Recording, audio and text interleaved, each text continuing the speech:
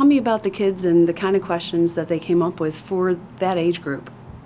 Yeah, the kids appear to me to be really sharp kids and really interested in the topic of science.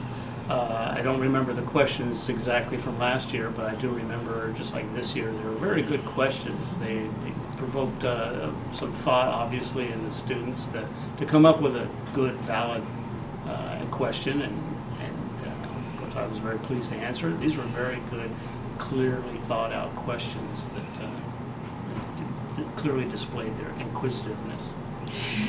And the topic that you talked to them about today was something that I wouldn't have imagined high school kids would have been so into. You essentially talked about beetles, and I don't mean the Fab Four. You really talked about beetles and their impact on the industry, but also on it affects everything from tourism to the people that live here in Florida, and you hit on that nicely with all those things. I'm interested in finding out, how did you change your presentation because you were working towards a certain age group? Yeah, I always target my talks to what I think the audience is most interested in and can understand.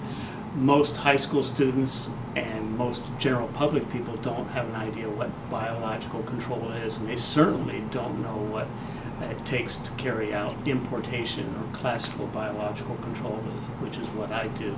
The exploration and then the intensive biological studies, and then getting permission to release things here in the environment. And students know what bugs are or know what beetles are, and that's basically what they know. And so the concept of using good bugs to bad bugs is probably something very new to them, as it is to most of the general public. One last question. Favorite beetle? I guess it would be what is called a harlequin beetle. This is a wood-boring beetle in the family Cerambycidae. And what makes it special is it has very nice coloration, but it also has very, very long legs. It occurs in the American tropics. And when it comes to a light at night, it's very exciting. But even the Hercules beetle that I showed, that can be very, very exciting when it comes into a light. But I mean, even some of these beetles that are just a millimeter or two long, you put them under a microscope and you look at them in high magnification and see some of that micromorphology on them. You just go, wow, why do they have that? Why did they evolve that structure?